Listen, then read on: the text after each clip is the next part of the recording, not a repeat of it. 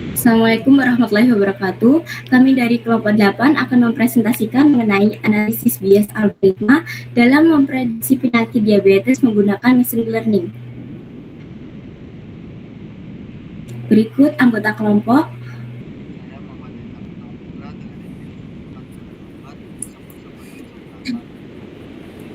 Saya Olivia Widanata dengan NBI 14624000079.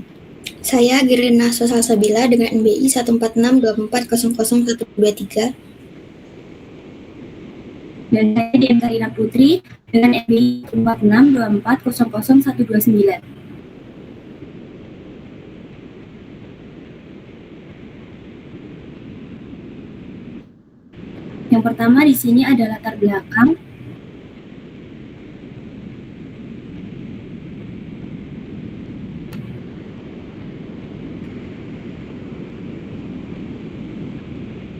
Perkembangan mesin learning dalam bidang kesehatan memungkinkan analisis data medis untuk memprediksi penyakit seperti diabetes.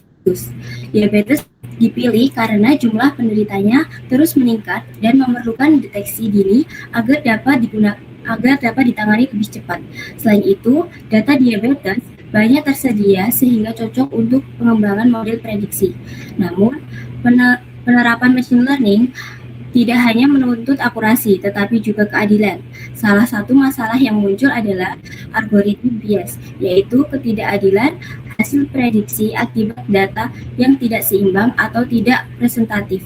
Oleh karena itu, analisis bias penting dilakukan agar model yang dihasilkan lebih akurat dan adil.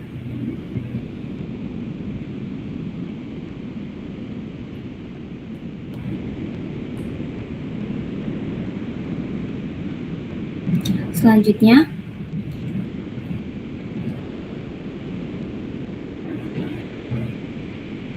ada tujuan utama dari proyek ini adalah untuk menganalisis penerapan mesin learning dalam memprediksi penyakit diabetes, serta mengidentifikasi kemungkinan munculnya bias algoritma dalam proses prediksi tersebut. Selain itu, penelitian ini juga bertujuan untuk memahami bagaimana metode klasifikasi dalam machine learning dapat digunakan untuk membantu analisis data kesehatan pasien. Selanjutnya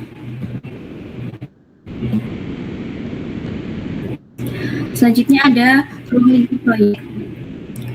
Yang pertama, menggunakan dataset kesehatan yang berkaitan dengan penyakit diabetes yang telah tersedia. Yang kedua, mempelajari variabel dalam dataset seperti kadar glukosa, tekanan darah, indeks massa tubuh, dan usia pasien. Yang ketiga, menerapkan satu algoritma klasifikasi dalam machine learning untuk membuat model prediksi diabetes. Yang keempat, mengevaluasi hasil model menggunakan matrik evaluasi sederhana seperti akurasi. Yang kelima, menganalisis potensi bias algoritma yang mungkin muncul pada hasil prediksi model.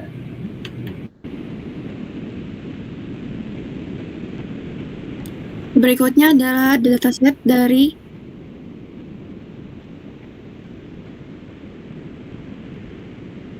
kelompok kita.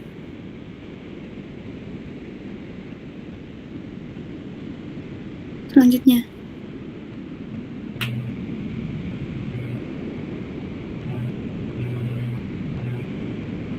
Dengan keterangan yaitu ada pregnancy yaitu kehamilan, glukosa, kadar gula darah, blood pressure, tekanan darah, skin thickness, ketebalan kulit, insulin hormon, BMI yaitu indeks massa tubuh, diabetes pedigree function, fungsi silsilah diabetes, ada age, usia, dengan outcome 0 itu berarti tidak diabetes, 1 prediabetes, dan 2 diabetes.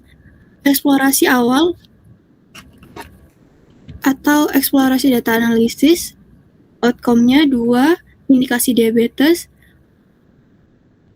outcome 1 prediabetes, dan outcome 0 tidak diabetes. Perlu dicek apakah imbalance, jumlah 0 dan 1 tidak seimbang. Standar nilai normal untuk glukosa normalnya kurang dari 100 mg desiliter.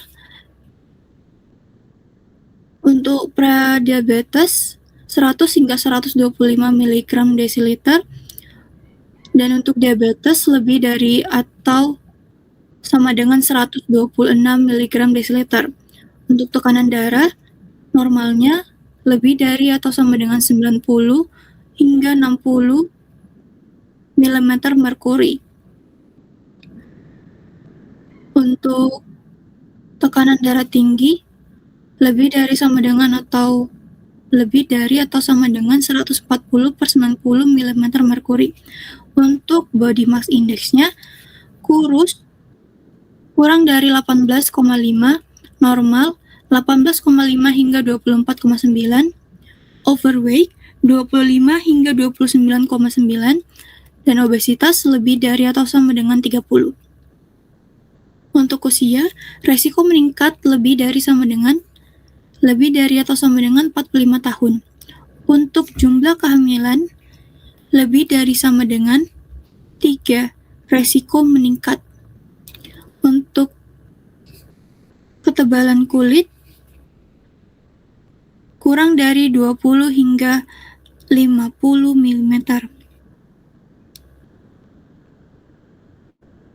Diabetes pedigree function,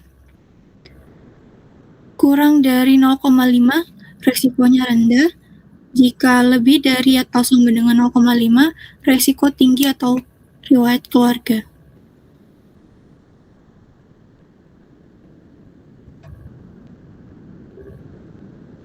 Ada algoritma yang digunakan. Pertama, non-parametric method. Ada KNN, yaitu mengklasifikasikan data berdasarkan kedekatan jarak dengan data lain yang paling mirip. Lainnya ada Bayesian tree, membuat keputusan klasifikasi dalam bentuk berdasarkan bentuk data. Ketiga ada random forest, yaitu gabungan banyak Bayesian tree untuk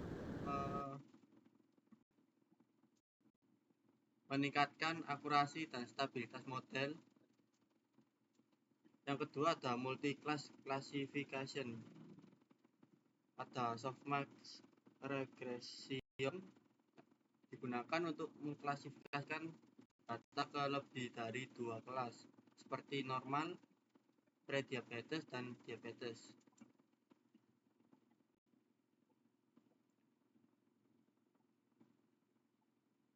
Yang ketiga ada neural network. Yang pertama ada multi-layer perceptron, yaitu jaringan saraf tiruan untuk pola data yang lebih kompleks. Yang kedua ada backpropagation, yaitu proses pembelajaran neural network dengan memperbaiki error prediksi. Dan keempat ada vector machine. Yang pertama ada SVM, yaitu mencari batas pemisah terbaik antar kelas data. Kedua ada kernel RBF, membantu SVM menangani pola data non-linear. Dan yang ketiga ada hyperparameter tuning, yaitu optimasi parameter model untuk meningkatkan performa. Selanjutnya implementasi model. Untuk tahapan yang pertama data understanding dan EDA, kedua ada multi-class transformation, ketiga ada training model,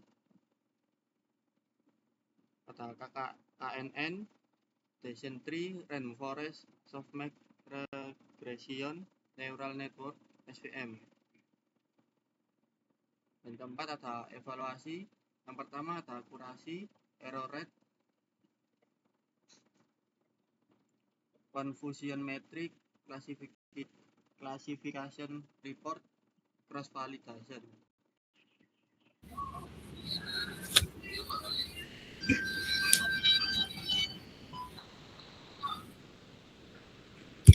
Selanjutnya, optimasi model. Teknik optimasi yang digunakan yaitu standard scalar, cross validation atau 5 volt, Breitzer CV, hyperparameter tuning SVM, smooth jika digunakan, kernel trick atau RBF, kemudian normalisasi data menggunakan standard scalar untuk meningkatkan performa model berbasis jarak, cross validation untuk menguji stabilitas model dan mengurangi overfitting. Grid Search CV diterapkan pada SVM untuk mencari parameter terbaik. Kernel RBF meningkatkan kemampuan klasifikasi data nonlinear. Optimasi dilakukan untuk memperoleh akurasi tinggi sekaligus menjaga fairness model.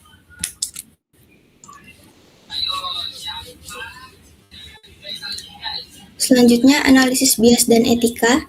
Potensi bias, class imbalance, majority class bias, over-reliance pada fitur glucose, representasi data luar negeri, mitigasi, cross-validation, smooth fairness evaluation atau precision, recall per kelas, refleksi etis, model medis, harus meminimalkan false negatif, prediksi harus adil untuk semua kelas, AI digunakan sebagai alat bantu bukan pengganti diagnosis dokter.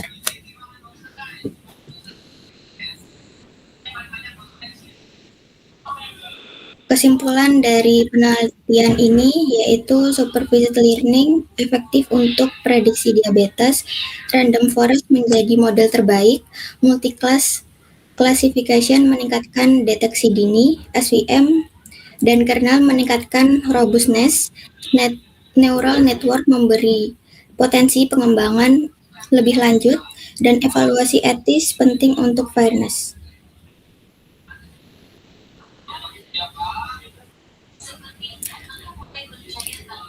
Sekian dari kelompok kami untuk presentasi mengenai penelitian ini. Terima kasih. Wassalamualaikum warahmatullahi wabarakatuh.